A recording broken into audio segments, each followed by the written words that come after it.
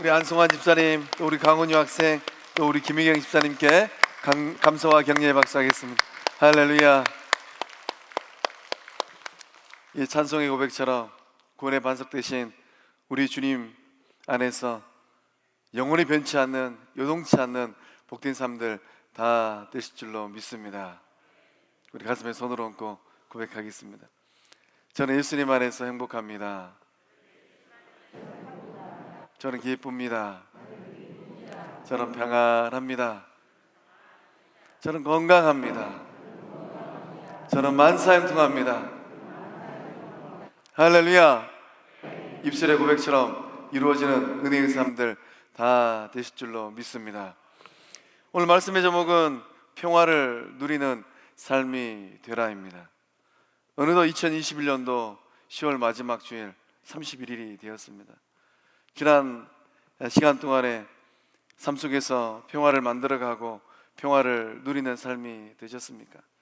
오늘 예배 자리에 나오신 성도님들은 어떤 평화를 또 나누고 있습니까? 우리 송강의 모든 구속들이 살아왔던 삶보다도 살아가는 그 인생길이 더욱더 놀라운 평화를 만들어가는 복된 삶들 다 되실 줄로 믿습니다. 어느 한 젊은이가 어떻게 하면 인생을 잘 살 수 있을까 싶어서 인생을 아주 잘 사신 어르신 노인을 찾아갔습니다. 그래서 지혜를 좀 얻고 싶었습니다. 이 노인을 딱 만나니까 이 어르신께서 자네는 나를 왜 찾아왔는가? 자네에게 필요한 게 무엇인가? 이렇게 물었어요. 이 질문이 딱 떨어지자마자 이 젊은이가 저에게 필요한 것은 건강이 필요하고 재물이 필요하고 미모가 필요하고 재능이 필요하고 또 권력이 필요하고 명예가 필요합니다. 이 6가지를 쉬지 않고 줄줄 읊었습니다. 인생을 사시는 이 어르신이 가만히 들어보니까 다 필요합니다. 어쩌면 인생길을 걸어가고 있는 오늘 예배의 자리에 나오신 성광의 모든 권속들도 외에 없이 이 6가지를 다 소망할 것입니다. 엎드려 기도하고 간구할 때 채워주시는 하나님 만날 줄로 믿습니다. 이 어르신이 이 청년에게 아주 중요한 인생의 비밀을 가르쳐 주었습니다. 그 6가지 참 중요하지. 그러나 가장 중요한 것 한 가지 있다네. 그것이 무엇인가? 평안이라네. 평안이 없으면은 건강도 재물도 미모도 재능도 권력도 명예도 누릴 수가 없는 겁니다. 우리가 인생길을 걸어가면서 많은 사람들, 세상에 있는 많은 사람들을 보게 됩니다. 건강도 있고 재물도 있고 또 미모는 얼마나 잘나는지 몰라요. 그런데 그 삶의 자리 가운데 평화가 없고 평안이 없습니다. 그래서 우리가 9시 뉴스를 이렇게 보면은 그렇게 잘난 연예인들 그 마음에 그 삶에 평화가 없고 평안이 없으니까 인생길 정리하고 떠나간 사람들 얼마나 많이 있습니까? 오늘 이 자리에 나오신 성광의 모든 구속들은 주님 안에서 세상에서 얻지 못할 평화를 받아 누리는 복된 삶들 다 되실 줄로 믿습니다. 우리의 마음과 우리의 삶에 평안이 있고 평화가 있으면은 비록 말씀드린 6가지 부족할 수도 있어요. 그러나 우리의 삶에 평화가 뿌리 깊게 내릴 때 걸어가는 인생길이 참으로 복되고 아름다운 삶들 다 되실 줄로 믿습니다. 평화의 중요성은 두말하면 잔소리예요. 평화만큼 중요하지 않은 것, 평화만큼 귀한 것 어디 있겠습니까? 오늘 예배의 자리에서 말씀을 대면할 때 성부 하나님께 주시는 이 평화를 다 받아 누리는 복된 삶들 다 되실 줄로 믿습니다. 그렇다면 이 평화를 어떻게 하면 우리의 삶 가운데 받아 누리는 은혜가 임할 수 있겠습니까? 우리 본문의 말씀 16절의 말씀을 함께 읽어보겠습니다. 또 십자가로 이 둘을 한 몸으로 하나님과 화목하게 하려 하심이라. 원수된 것을 십자가로 소멸하시고. 아멘. 우리의 삶 가운데 주님이 주시는 이 평화가 뿌리 깊게 자리 내리기 위해서는 어떻게 해야 되는가? 먼저 하나님과 영적인 관계 가운데 화평한 관계를 만들어야 됩니다. 그래서 이 평화의 삶을 살기 위해서는 영적 평화를 만들기 위하여서 우리의 삶과 우리의 마음을 단돌이 해야 돼요. 본문 말씀 보면은 이방인이든 유대인이든 구원받은 주의 자녀들의 삶 가운데 임하는 첫 번째 은총이 있습니다. 그것은 무엇입니까? 하나님과의 관계의 변화예요. 하나님과 나 사이의 수직적인 이 관계 가운데 변화들이 일어나기 시작합니다. 우리 모두는 아담의 후손으로 태어났습니다. 아담의 후손으로 태어난 우리들의 삶의 모습은 어떤 모습입니까? 하나님과의 관계 가운데 곰곰이 들여다보면 아담의 후손들은 하나님의 관계가 완전히 깨어진 그 삶의 자리에 놓여 있습니다. 아담의 범죄로 인하여서 하나님과 철천지 원수 사이가 되어버렸어요. 하얀 접시가 땅바닥에 떨어지면 와장창 하고 깨어집니다. 아담과 하와가 범죄함으로 말미암아 온 인류는 하나님과의 영적 관계가 완전히 산산조각 깨어져 버린 그런 관계로 전락하게 되었습니다. 오늘 살고 있는 우리 성광의 권속들, 우리가 어떠한 때 하나님과의 관계가 깨어집니까? 우리가 어떠할 때 하나님과 이 관계가 원수 관계가 될까요? 죄 지을 때입니다. 죄를 지으면 하나님과 화목한 관계를 이룰 수가 없게 되는 거예요. 하나님과 영적 관계 가운데 화목의 은혜를 누리지 못하는 이유가 무엇인가? 죄 때문입니다. 죄는 강력한 파괴를 가지고 있어요. 죄가 우리 개개인의 삶 가운데 이 죄가 뿌리를 내리고 싹을 틔우게 되면 어떻습니까? 하나님과의 관계가 산산조각 나버리는 거예요. 집 나간 탕자처럼 하나님을 등지고 세상을 다니면서 유리방황하고 방탕한 삶을 살게 되는 겁니다. 오늘도 세상에 있는 많은 사람들 하나님을 등지고 세상 가운데 향락을 누리면서 그 죄의 구렁텅이에 빠져 있을 것입니다. 또한 죄가 가정의 싹을 틔우면 어떻게 됩니까? 가정에 있는 모든 관계들이 다 깨어지게 됩니다. 부부 관계도 깨지고 부모와 자식 관계도 깨지고 또 형제와 형제 관계도 산산조각 나버려요.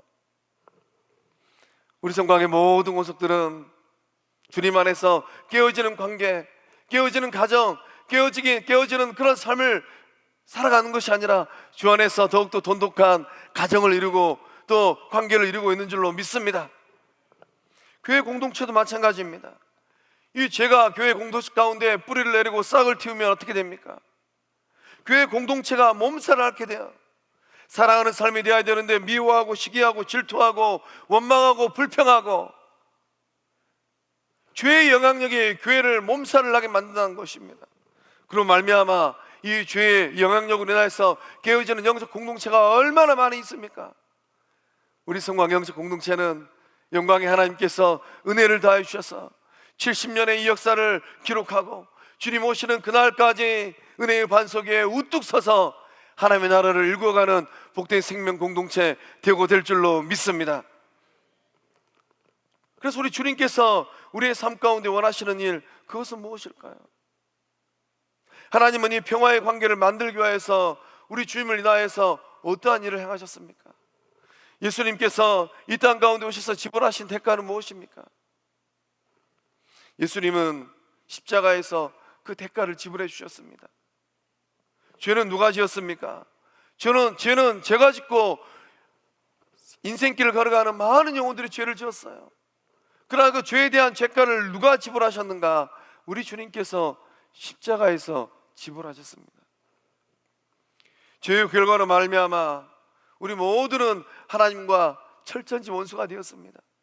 그런데 우리 주님께서 십자가에서 그 죄의 값을 지불함으로 말미암아 변화를 이루어내기 시작하셨습니다.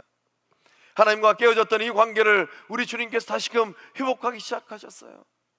그 놀라운 은혜의 말씀이 또 로마서 5장 10절의 말씀에 기록되어 있습니다. 우리 함께 읽어보겠습니다. 곧 우리가 원수 되었을 때에 그의 아들의 죽으심으로 말미암아 하나님과 화목하게 되었은즉 화목하게 된 자로서는 더욱 그의 살아나심으로 말미암아 구원을 받을 것이니라. 아멘. 우리는 어떠한 삶의 자리에 놓여 있었습니까? 하나님과 원수 될 때가 얼마나 많이 있었습니까? 그런 원수 되었을 때에 우리 주님께서 죽임 당하셨습니다. 우리 주님께서 무엇 때문에 누구를 위하여서 십자가에 그 몸을 내어주셨습니까? 죄로 말미암아 영원히 죽을 수밖에 없는 저와 여러분을 구원하기 위하여서 십자가에서 그 죄의 값을 우리 주님께서 지불하신 줄로 믿습니다. 그 십자가의 보혈과 십자가의 공로로 우리에게 임한 은혜는 무엇입니까? 영적인 신분의 변화가 일어나게 된 것입니다. 우리 주님 아니었으면 영원히 하나님과의 관계가 원수 관계로 끝날 뻔했어요. 우리 주님 십자가 아니었으면은 하나님께서 우리에게 주신 은혜를 한 번도 경험하지 못하고 인생길 끝날 뻔했습니다. 그러나 우리 주님께서 십자가에서 그 죄값을 지불하여 주심으로 말미암아 원수 관계가 된 것이 아니라 하나님과 화목한 관계, 성부 하나님의 자녀가 된 줄로 믿습니다. 예수님께서 살아나심으로 말미암아 구원의 은총을 우리가 오늘 덧입고 있는 줄로 믿습니다. 십자가는 평화의 다리입니다. 십자가를 통하여서 우리가 하나님과 화목한 관계가 되었어요. 십자가를 통하여서 성부 하나님의 자녀가 되었고, 십자가를 통하여서 구원의 은총을 누리게 되었습니다.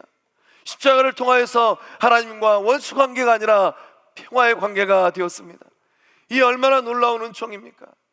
그러니까 오늘 주의 전에 나와서 예배하는 성곽의 모든 모습들은 이 은혜를 받고 누리고 있는 줄로 믿습니다.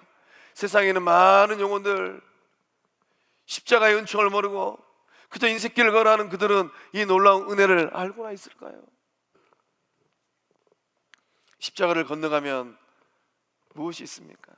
십자가를 통하여 건너가면 성부 하나님의 한량없는 용서가 있어요. 십자가를 통하여 건너가면 성부 하나님의 한량없는 사랑이 있습니다.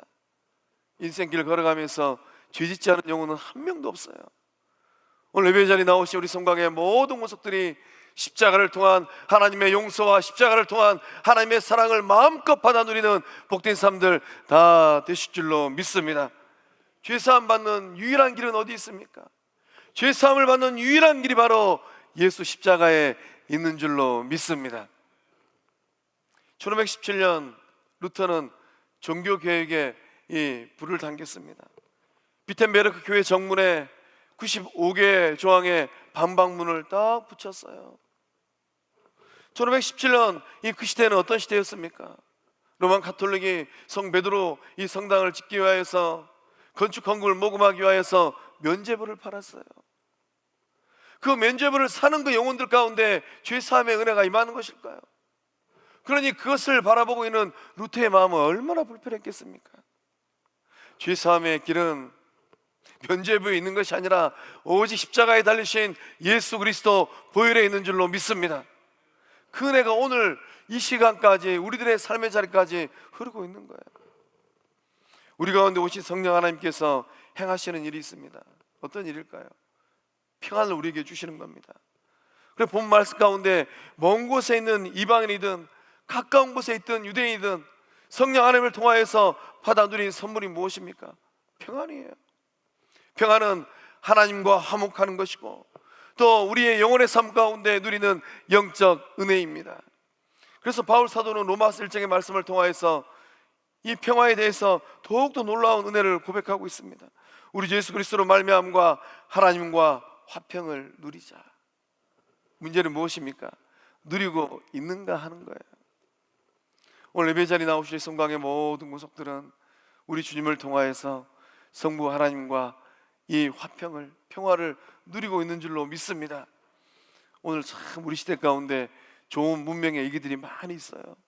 손에 쥐고 있는 핸드폰 얼마나 좋습니까? 핸드폰을 보면 많은 기능들이 있습니다.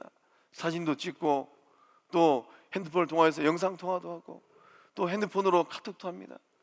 젊은 사람들은 핸드폰에 있는 기능을 잘 활용해서 참 문명의 얘기를 마음껏 누립니다. 그래 연세 많으신 우리 권사님들 또 우리 집사님들 어떻습니까? 좋은 핸드폰 손에 쥐고 있음에도 불구하고 그 기능을 누리지 못해요. 영적 여정도 마찬가지입니다. 성부 하나님께서 십자가를 통하여서 우리에게 영혼의 평안을 주시고 영혼의 안식을 주셨습니다. 그것을 누리고 있는 사람이 있는가 하는 반면에 잘 못 누리고 있는 사람들도 있더라고요. 오늘 예배 자리에 나오신 성곽의 모든 구석들은 하늘 평화를 마음껏 누리는 복된 사람들 다 되실 줄로 믿습니다.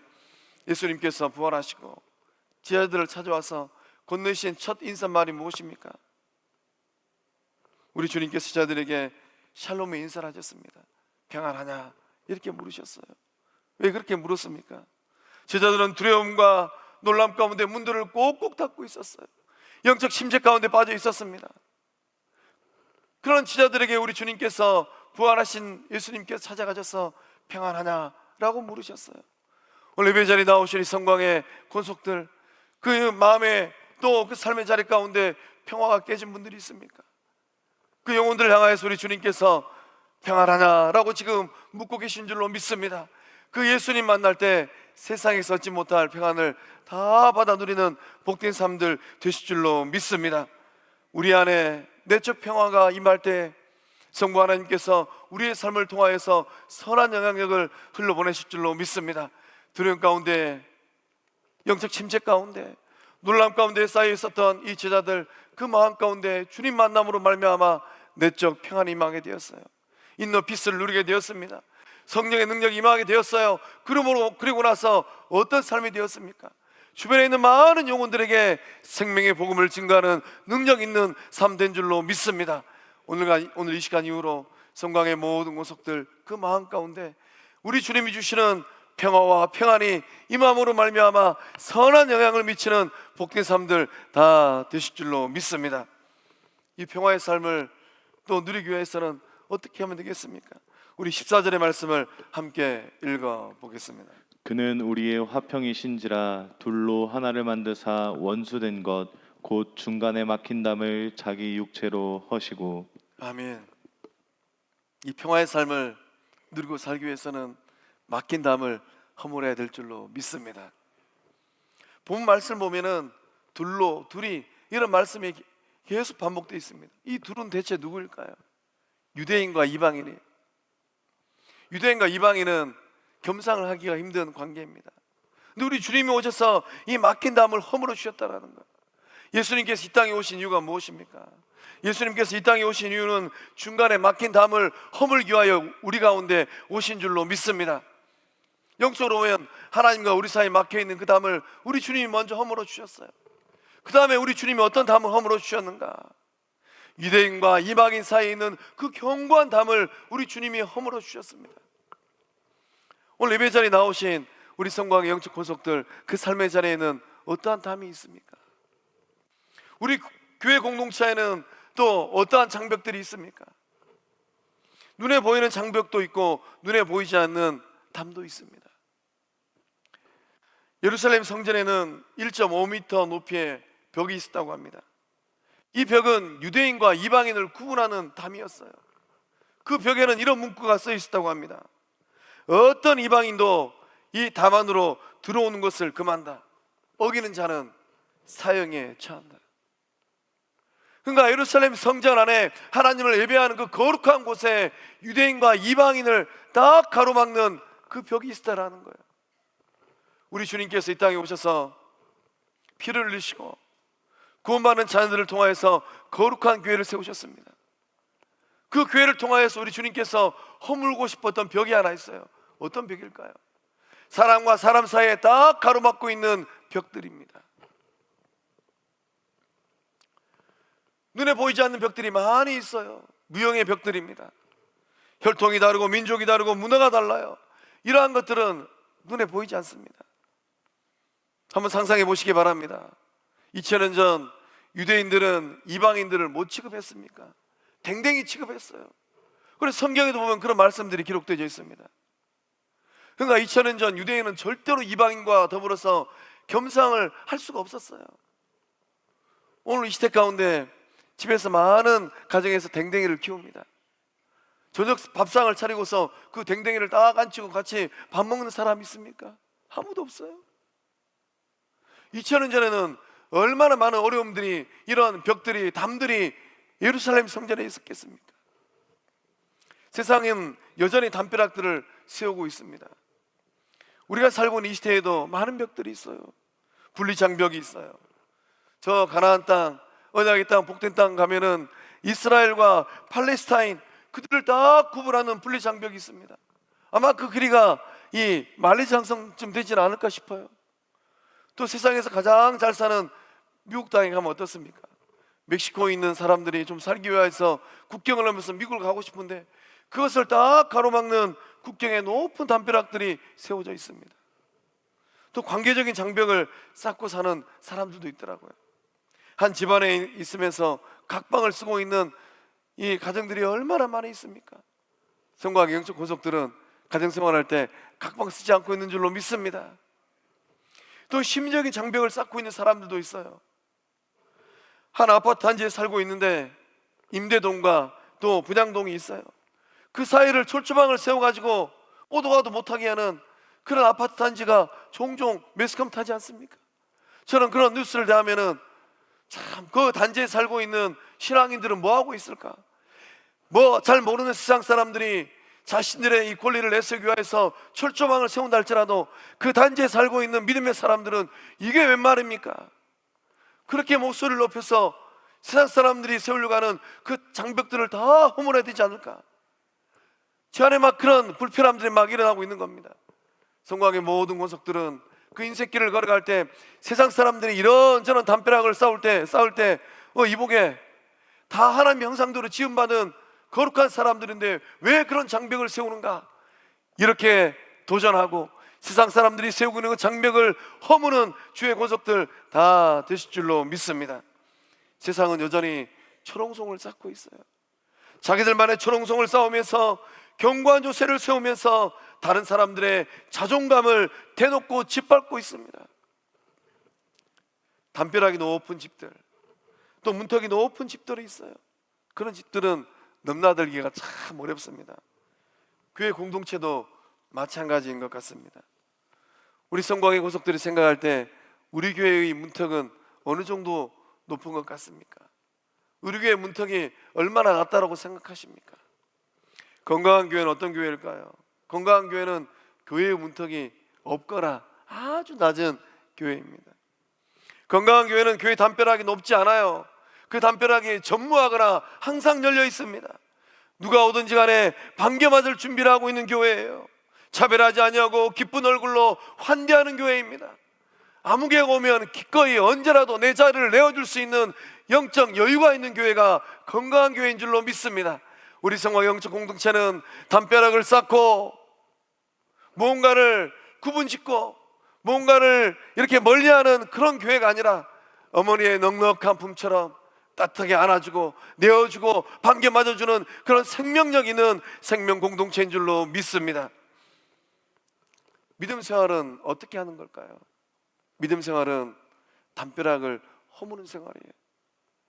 그래서 제가 목회를 하면서 성도들의 삶을 이렇게 가만히 들여다보면 작년에 10cm였던 그 믿음의 담벼락이 1년 지나니까 20cm 되어지고 또 1년 지나니까 30cm 되어지고 시간이 흐르면서록 그 영혼의 담벼락을 쌓고 있는 분들도 제가 종종 목격했습니다. 은혜가 충만한 영적 여정은 시간이 흐르면서록 그 담벼락을 허무는 믿음의 여정인 줄로 믿습니다. 부부 사이도 마찬가지고 부모와 자녀 사이도 마찬가지고 형제 관계도 마찬가지예요. 그래서 오늘 참 종교개혁 기념주일인데 우리가 우리의 마음을 새롭게 함으로 내 삶의 자리에 하나님과 나 사이에 또는 나와 영혼들 사이에 어떠한 담벼락이 있다면 말씀으로 은혜로 믿음으로 그것을 완전히 허물어내는 결단으로 말미암아 새로운 삶을 살아갈 때 은혜 임하는 복된 삶들 다 되실 줄로 믿습니다. 나와 너 사이에 때로는 견고한 담이 있고 높은 담이 있을 수도 있어요. 그러나 이러한 것들이 허물어질 때 어떠한 일들이 일어나겠습니까? 갈등은 사라지고 상처는 회복될 줄로 믿습니다. 이러한 역사가 일어날 때 성령 하나님께서 만들어주시는 열매들이 있습니다. 어떤 열매일까요? 새 사람이 탄생하는 거예요. 그 전화 받아보시니까 새 사람이 태어났다고 말씀하시죠. 우리 안에 갈등이 사라지고 상처가 회복되어지면 15절의 말씀처럼 이 둘로 자기 안에서 한 사람이 지어지는 역사이 일어나는 겁니다. 유대인도 이방인도 그 담벼락이 무너지고 새 사람이 만들어지게 되는 거예요. 새 사람이 만들어지는 이 놀라운 역사는 성령 하나님께서 교회 공동체를 통하여서 이루기를 원하는 가장 중요한 영적 열매인 줄로 믿습니다. 사랑하는 성광의 성도 여러분, 믿음의 길을 걸어가고 인생길을 걸어갈 때 누구와 어떤 담벼락을 쌓고 있지는 않습니까? 오늘 종교개혁 기념주일입니다. 말씀으로 믿음으로 은혜로 그 담벼락을 다 허무는 복된 삶들 다 되실 줄로 믿습니다. 담을 허물 때 더욱더 놀라운 평화를 누리고 담을 허물 때 새 사람이 만들어지는 새 생명의 역사함들 일어나게 될 줄로 믿습니다. 평화의 삶을 살기 위해서 또한 어떻게 해야 될까요? 우리 21절과 22절의 말씀을 함께 읽어 보겠습니다. 그의 안에서 건물마다 서로 연결하여 주 안에서 성전이 되어가고 너희도 성령 안에서 하나님이 거하실 처소가 되기 위하여 그리스도 예수 안에서 함께 지어져 가느니라. 아멘. 평화 열매를 잘 맺기 위해서는 서로 연합하고 서로 연대할 때 평화 열매가 맺혀질 줄로 믿습니다. 그리스도인의 정체성은 무엇일까요? 그리스도인의 정체성은 성전입니다. 그래서 바울 사도가 고린도전서 3장 16절의 말씀을 통하여서 너희는 너희가 하나님의 성전인 것과 하나님의 성령이 너희 안에 거하시는 것을 알지 못하느냐. 고린도 교회 성도들은 몰랐던 것 같습니다. 고린도 교회 성도들이 하나님의 성전이고 하나님의 성령이 그 가운데 내주하고 있다는 것을 몰랐던 것 같아요. 그래서 바울 사도가 목청껏 이 고린도 교회를 향하여서 외치고 있는 겁니다. 성광의 모든 모습들은 성전인 줄로 믿습니다. 좌우에 있는 우리 성도님 보고 인사말 하겠습니다. 우리 권사님, 집사님, 장로님은 아름다운 성전입니다.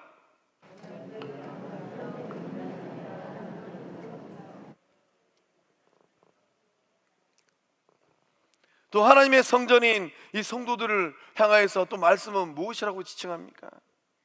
하나님이 거하실 처소라고 얘기하고 있어요. 우리는 다 가정생활하고 있습니다. 예배 마치고 또 가정으로 돌아갈 것입니다. 오늘 예배 자리에 나오신 우리 성도님들의 가정은, 그 처소는 얼만큼 깨끗하고 얼만큼 단정하고 그 처소 안에 아름다운 행복의 열매들이 얼만큼 있습니까?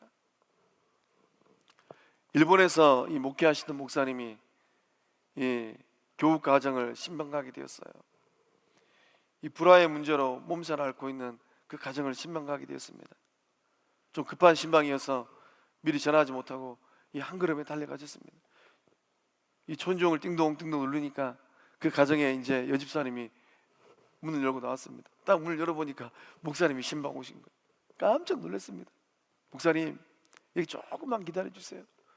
목사님이 그 문틈새로 이렇게 들여다보니까 그 집 거실이 난장판입니다. 아들을 키우고 있었는데 밥솥도 이불도 아이들이 가지고 노는 장난감도 여기저기 널려 있는 거예요.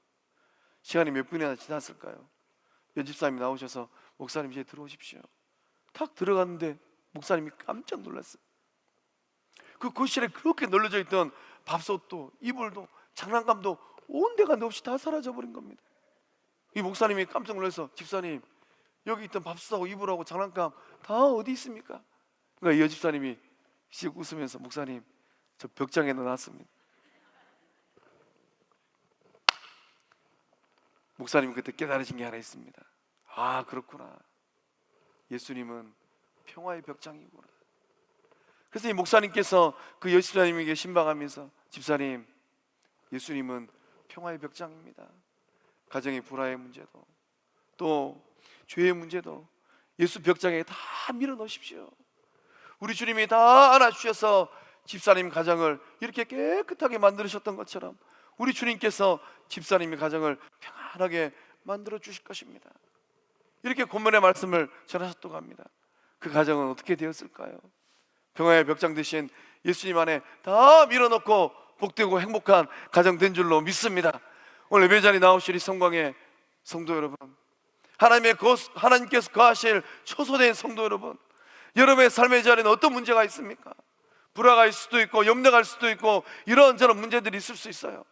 평화의 벽장 대신 예수님 앞에 다 밀어넣으십시오. 우리 주님께서 다 안아주셔서 그 삶의 자리에 놀라운 평화가 안식이 임할 줄로 믿습니다. 세상은 여전히 거친 바다와 같습니다. 세상은 여전히 아수라장이고 세상은 여전히 요지경이에요. 한치 앞을 알 수 없는 이 세상을 우리가 살아가고 있습니다. 영혼의 평화는 어디 있을까요? 이 거친 세상을 살아갈 때 우리의 마음의 내적 평화는 누가 주는 것입니까? 이 평화가 예수님의 몸인 성전에 있는 줄로 믿습니다. 우리 성광 영적 공동체는 하늘 평화로 가득 차고 넘치고 있는 줄로 믿습니다. 그렇다면 이 성전을 통하여서 성령 하나님께서 이 평화의 열매를 맺혀가는데 이 평화 열매는 언제 맺혀지게 됩니까? 성령 충만할 때 이 평화의 열매가 맺혀지게 된다는 거예요. 성령 충만한 성도들의 특징이 있습니다. 그 영혼의 삶에 평화가 있다는 거예요. 참된 평화를 그 삶 속에서 만들어가고 있다는 것입니다. 흔들리지 않는 견고한 평화가 그 삶에 있다는 거예요. 뿌리 깊은 나무처럼 때로는 거센 바람을 맞이할 때도 있습니다. 때로는 폭풍이 몰아칠 때도 있어요. 그러나 뿌리 깊은 나무는 태풍을 맞이한다 할지라도 흔들리지 않아요. 성령 충만함으로 평화의 열매를 맺어가고 있는 성도들의 삶 또한 그러한 삶인 줄로 믿습니다. 사탄의 권세는 여전히 흔들고 있어요. 사탄의 권세는 여전히 틈만 나면 한번 흔들어 보려고 합니다. 그러나 성령 충만한 영혼의 삶에, 그 마음 가운데 하늘 평안으로 가득 차 있는 그 삶에는 결코 흔들리지 않는, 요동하지 않는 은혜가 임할 줄로 믿습니다. 그래서 본문의 말씀은 함께 지어져 간다라고 말씀하고 있어요. 영혼의 견고한 집이 언제 지어집니까? 평화의 때예요. 평강의 때에 예수 그리스도의 몸인 교회가, 성전이 세워지게 될 줄로 믿습니다. 다윗은 하나님의 집을 짓고 싶었어요. 다윗은 하나님의 성전을 짓고 싶어서 좋은 것들, 건축 자재들 다 준비해 놨습니다. 아름디란 백향목도 준비해 놓고, 또 목수들도 다, 석수공들도 다 준비해 놨어요. 근데 하나님께서 다윗에게 하나님의 집을 짓는 것을 허락하지 않으셨습니다. 왜 허락하지 않으셨습니까? 다윗의 손에는 너무도 많은 피가 묻어 있기 때문이에요. 다윗은 전쟁터를 누비면서, 많은 이 전쟁터를 누비면서 그 손에 피를 묻혀야만 했습니다. 그래서 하나님께서 누구에게 성전을 짓는 것을 허락하셨습니까? 그 아들 솔로몬이에요. 솔로몬은 평화의 아들입니다. 믿음의 길을 걸어가고 인생길을 걸어갈 때 몸된 주의 전에서, 가정에서, 일터에서, 관계 속에서 그 인생 가운데 하나님의 성전을 짓기를 원하십니까? 손에 피를 묻히지 아니하고 그 인생길 가운데 평화를 세워 가십시오. 그 평화의 삶을 살아갈 때 성부 하나님께서 놀라운 성전을 지어주실 줄로 믿습니다. 마틴 루터는 종교개혁을 일으켰습니다. 1517년 10월 30일 날 종교개혁을 일으켰어요. 거센 이 로만 카톨릭, 이 구교의 이 거센 물살 앞에서 이 마틴 루터, 그 개혁의 이 사역을 일으키는 게 쉽지 않았습니다. 그래서 마틴 루터는 종교개혁가로서의 인생길을 걸어갈 때 그 몸이 병들고 쇠약해져서 종합병원에 이 몸을 갖게 되었다고 합니다. 인생 말년쯤 되어서 마틴 루터가 고향 친구 소식을 접하게 되었다고 합니다. 고향에 있는 맨스필드라고 하는 친구 백작 가정 가운데 싸움이 나게 되었다고 합니다. 어떤 싸움인가? 이 형제들이 재산을 가지고 재산 싸움을 하게 된 거예요. 그래서 루터는 그 고향에 가서 이 형제들을 말려야 되겠구나. 그래서 이제 고향으로 이제 가려고 하는데 아내가 딱 막아섰습니다. 여보, 당신 몸도 좋지 않은데 이 추운 겨울날 찬바람 맞으면서 그 고향 땅까지 어떻게 가시려고 합니까? 가지 마시고 몸을 돌보세요.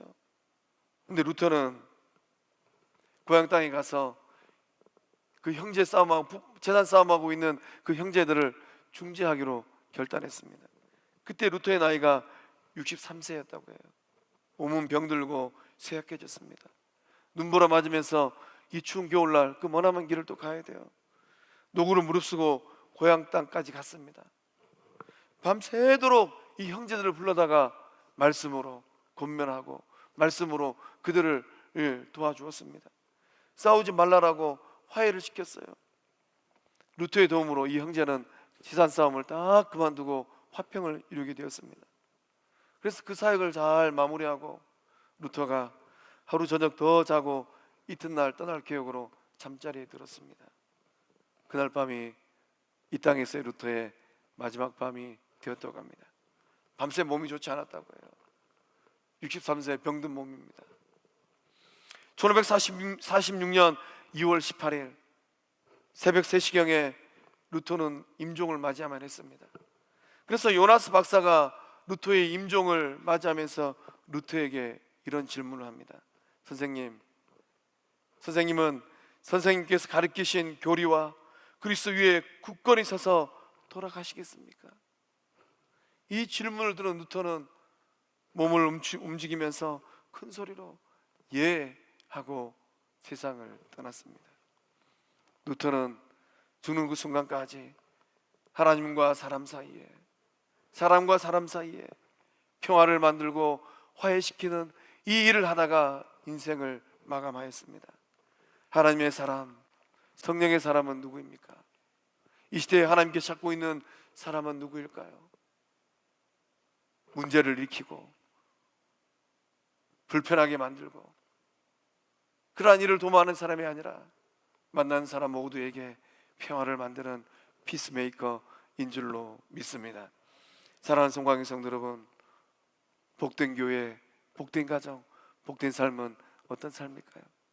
하늘 평화를 누리고 그 평화를 만들어가는 삶인 줄로 믿습니다. 기도하시겠습니다. 사랑의 하나님, 저로 말미암아 영원히 죽을 수밖에 없는 저희들을 예수 십자가 공로로 자녀 삼아 주시고 구원의 은총 주심에 감사드립니다. 예수 십자가 보혈로 성부 하나님과 더욱 가까워지는 영적 친밀을 이루게 하여 주시옵소서. 예수님께서 친히 막힌 담을 허무셨던 것처럼 우리 또한 막혀있는 모든 장벽을 허물게 하여 주시옵소서. 영적 평안을 서로 나누고 영적 충만을 서로 채워주는 생명 공동체 되게 하여 주시옵소서. 지난 과거의 아픔과 상처가 아물고 회복되고 치유되는 역사가 임하게 하여 주시옵소서. 거룩한 성전 되게 하시며 하나님께서 거하실 처소가 되게 하여 주시옵소서. 역사하심을 믿사옵고 생명 되시고 주권자 되신 예수님의 이름으로 기도하옵나이다. 아멘.